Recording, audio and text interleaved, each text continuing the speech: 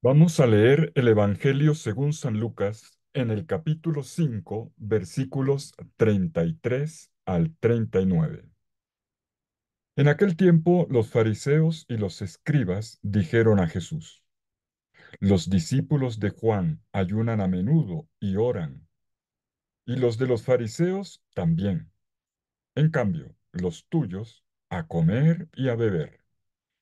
Jesús les dijo: ¿Acaso pueden hacer ayunar a los invitados a la boda mientras el esposo está con ellos? Llegarán días en que les arrebatarán al esposo. Entonces ayunarán en aquellos días. Les dijo también una parábola. Nadie recorta una pieza de un manto nuevo para ponérsela a un manto viejo, porque si lo hace, el nuevo se rompe y al viejo no le cuadra la pieza del nuevo. Nadie echa vino nuevo en odres viejos, porque si lo hace, el vino nuevo reventará los odres, y se derramará, y los odres se estropearán. A vino nuevo, odres nuevos. Nadie que cate vino añejo quiere del nuevo, pues dirá, el añejo es mejor. Palabra del Señor. Gloria a ti, Señor Jesús. Este mismo pasaje que acabamos de escuchar lo encontramos también en los evangelios de Marcos y de Mateo. En estos otros dos evangelios, este mismo episodio tiene un mensaje propio, en coherencia con el planteamiento narrativo y digamos también teológico del respectivo evangelio. En esta ocasión, los invito a leer el pasaje poniéndole una atención especial al enfoque propio que le da el evangelista Lucas a estos dichos del Señor sobre el ayuno y sobre lo viejo y lo nuevo. Lucas le da una perspectiva nueva, diferente, que puede hasta resultar sorprendente. Primero contextualicemos. Jesús había llamado al publicano Leví, un llamado al cual le siguió un banquete con pecadores en su misma casa, en la casa de Leví, y con la explosión de una primera disputa con los fariseos, quienes criticaron a los discípulos de Jesús por el hecho de compartir la mesa con publicanos y pecadores. Una particularidad del Evangelio de Lucas es que a la frase explicativa de Jesús ante sus críticos, Jesús dice, no he venido a llamar a los justos, sino a los pecadores, se agregue en Lucas y solo en Lucas la frase para la conversión. Metanoia se dice en griego. Esto aparece en el capítulo 5, versículo 32, y enseguida comienza el pasaje que leemos hoy. De la primera discusión nace la segunda. El banquete continúa, pero la cuestión ahora está en la contraposición entre el ayuno de los fariseos y también los discípulos de Juan Bautista y el no ayuno por parte de los seguidores de Jesús. El problema aparece planteado por parte de los maestros de los fariseos en estos términos. Lucas 5:33. ¿Por qué los discípulos de Juan ayunan con frecuencia y hacen oraciones, y lo mismo los de los fariseos, y en cambio los tuyos a comer y a beber, comen y beben? En el ámbito hebreo, la práctica regular del ayuno y de la oración, atención, estaban interconectadas. No iba la una sin la otra. Y este es otro detalle que solo aparece en Lucas, la mención de la oración. La práctica hebrea del ayuno y de la oración había sido enfatizada por la espiritualidad de la corriente más radical de los fariseos, pero también en el grupo de Juan Bautista. Era algo propio del mundo hebreo, pero aquí incrementado. Ahora bien, ¿qué sucede?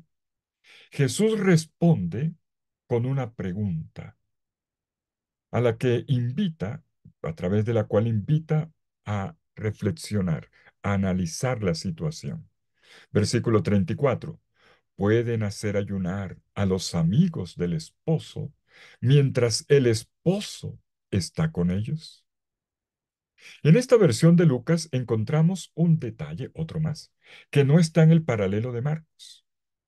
No dice pueden ayunar los invitados, sino pueden hacer ayunar a los invitados. Lucas lo dice de una manera diferente. Por lo tanto, según Lucas, la discusión se enfoca en el hacer ayunar, o sea, en la norma, en el aspecto legislativo, en lo que respecta a los días en que está prescrito el ayuno, en qué días sí y en qué días no se debe ayunar. Y según Marcos, recordemos el pasaje paralelo, no se ayuna en los días en que se está en fiesta, en que se está contento. ¿Por qué? Porque el esposo está ahí. Esta idea permanece en Lucas, pero Lucas va más allá. ¿Cuál es la perspectiva de Lucas? Lo notamos en un detalle más. Otra, otra vez la mano de Lucas. La respuesta de Jesús, según Lucas, continúa de esta manera. Versículo 35. Ya vendrán los días en que les será arrebatado el esposo. Entonces, en aquellos días, ayunarán. Jesús anuncia que sí habrá un ayuno, pero donde Marcos redacta en aquel día, como referencia a la muerte de Jesús, Lucas pone en aquellos días, en plural, un plural en el que se apunta al tiempo de la iglesia, que es el tiempo en el que están ahora los lectores del Evangelio. El esposo ya ha sido arrebatado. De ahí que estamos en tiempos en los que se puede, o mejor, se debe ayunar. O sea, se prevé esta práctica. Sabemos bien que en la iglesia se incorporó la disciplina del ayuno muy tempranamente, desde finales del siglo primero, pero marcando una diferencia con respecto a la práctica de los fariseos. Mientras que el hebraísmo ayunaba los lunes y los jueves, los cristianos lo ubicaron los miércoles y los viernes, o sea, como memoria de la traición de Judas y la crucifixión del Maestro. Lo resignificaron. Pero más allá de esta cuestión disciplinar, nuestro texto de Lucas pone en evidencia el hecho de que los días en que Jesús está presente son días de fiesta, son días festivos, semejantes a los días de una fiesta de matrimonio. ¿Cómo cabe aquí el ayuno? Lo que queda por especificar entonces es qué significa ayunar dentro de la novedad de Jesús. Hay que volver al primer día de la misión para entender esto. En este pasaje, que está en el capítulo 4 de Lucas, en el pasaje de donde Jesús en la sinagoga de Nazaret pronunció su discurso programático, se dijo que la buena noticia de Jesús es que él vino precisamente ungido por el Espíritu. ¿Para qué? Para proclamar un tiempo, para proclamar el año de gracia del Señor, tiempo de jubileo, de perdón y de cambio de las situaciones, de los pobres, de los ciegos, de los oprimidos, de los cautivos. Se trata de un tiempo que se sale de lo habitual y que retoma el proyecto original, inicial de Dios. Este tiempo es un jubileo que habría que festejar al son de trompetas y no con el mismo tipo de ayunos de dolor con que se vivía en el hebraísmo. Pero enseguida Jesús va más a fondo con la enseñanza. Vamos a entender mejor. Jesús mismo se encarga de explicar. La enseñanza de Jesús está conectada con el dicho anterior por medio de la frase, les decía una parábola. Versículo 36. Les decía una parábola. Esta frase o esta expresión parábola no se encuentra tampoco en Marcos y en Mateo. Lucas la introduce aquí y avisa que vamos a escuchar una parábola, o sea, que a través de la interpretación de imágenes, concretamente las del vestido y las de los odres, que vienen a continuación, vamos a tener un enfoque propio. Las dos imágenes van a tener una profunda unidad, mucho más fuerte que Marcos. Las dos, en forma parabólica, construyen un único mensaje. De hecho, la imagen del vino, la segunda, será la ilustración del vestido que aparece de primero. Aclaremos. La primera imagen es la del remiendo, escuchen bien, el remiendo cortado de un vestido nuevo, versículo 36. Lo subrayo porque en Marcos se había dicho de una manera, de otra manera ligeramente diferente. Un remiendo de paño nuevo, dice nada más Marcos. Aquí un remiendo cortado de un vestido nuevo.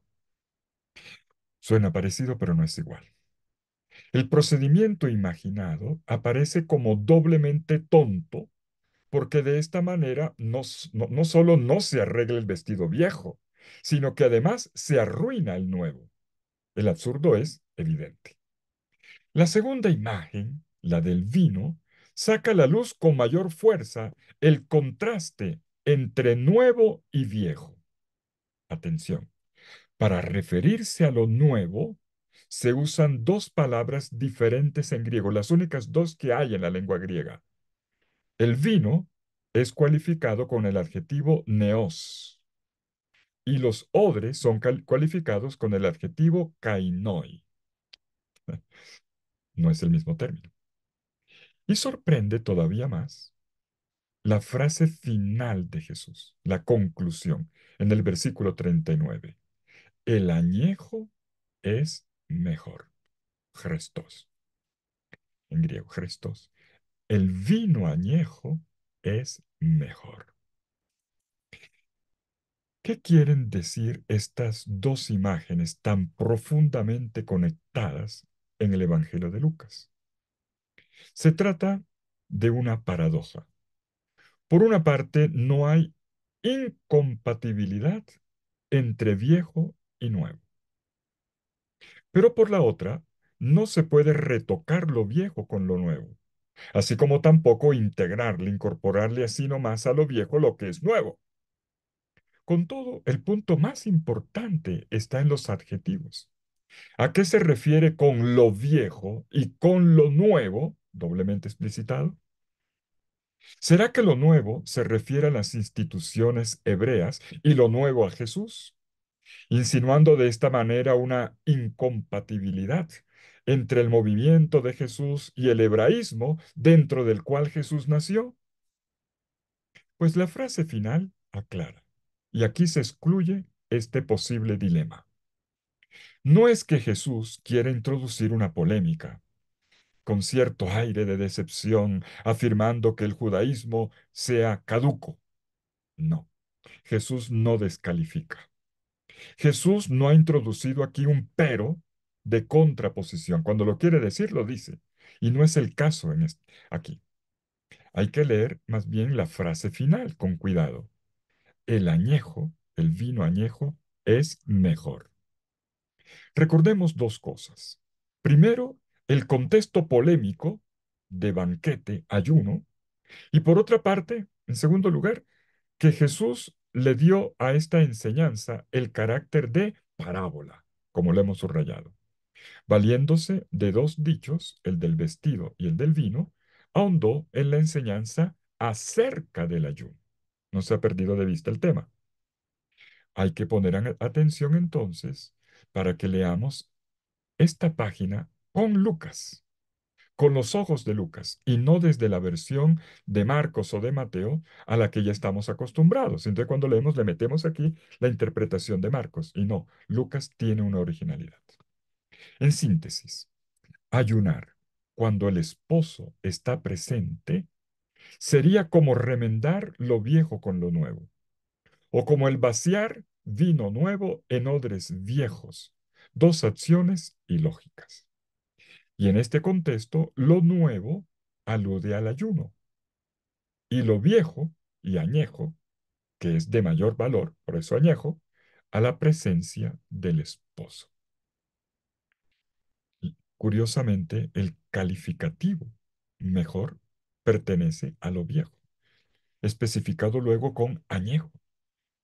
De esta manera, Jesús le da un giro a la perspectiva habitual. Son las prescripciones sobre el ayuno las que son recientes. Ese es el vino joven, nuevo. Mientras que reivindica para sí mismo, para él, para el Evangelio, lo añejo.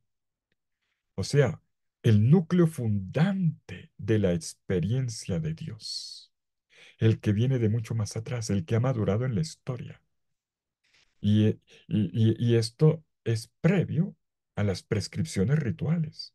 Es en este núcleo donde está su sentido. Para entender mejor, se trata del mismo principio enunciado en la homilía inaugural de Jesús en la sinagoga de Nazaret a la que ya aludí, en Lucas 4, 16 al 22. Allí Jesús había leído la profecía de Isaías y escogió el texto donde el profeta estaba haciendo una severa crítica a a los ayunos de fachada, de apariencia, pero sin conversión real, sin cambiar de vida, olvidándose del pobre. Bueno, un ayuno vacío. El profeta Isaías pedía recuperar el sentido del ayuno como compromiso real con Dios y con los hermanos. Así lo vemos en Isaías capítulo 58, versículos 4 y 7, al 7. Y cuando Jesús toma lo esencial de este pasaje y lo proclama en la sinagoga, una vez que termina la lectura, comienza su homilía que tiene una sola frase. Esta homilía anuncia el cumplimiento de esta profecía isayánica. Lucas 4:21. Estas palabras, dice Jesús, estas palabras que acaban de escuchar, o sea, apenas tocaron sus oídos mis palabras, dice el texto griego, se han cumplido hoy. ¿Qué es lo que se ha cumplido? Pues el año jubilar, el maravilloso tiempo de gracia en el que somos acogidos como somos y de manera sorprendente acogidos como pecadores por la misericordia de Dios. La institución del año jubilar es más antigua con respecto a las normas fariseas sobre el ayuno. Y es aquí donde se entiende la contraposición. Bien, terminemos. En este pasaje, que había comenzado con el relato de la llamada del pecador Leví del banco de los impuestos y con el debate que vino a continuación y que fue provocado por los fariseos porque Jesús llamaba, compartía y llamaba a pecadores, Jesús ahora explica, retoma la novedad que él mismo ya había proclamado en la predicación programática de Nazaret, en Nazaret, y que los oyentes no terminan de asimilar, de digerir. Y Jesús ayuda a entenderlo. Su venida es fiesta. Su presencia es tiempo jubilar, gozo mesiánico y fiesta de bodas. El esposo está con nosotros. Él es el centro. Es a Él a quien tenemos que mirar. Nuestra relación con Dios ahora pasa por Él. Y es a Él, a Jesús, a quien tenemos que volver. Conversión. Este estar con Jesús, este estar en sintonía con Jesús da impulso a la conversión a la cual conduce esta novedad de Cristo. Es para esta conversión que es llamado todo discípulo. Es la razón de ser de la vocación. Novedad que todos, como le pasó a los fariseos, percibiremos sorprendidos.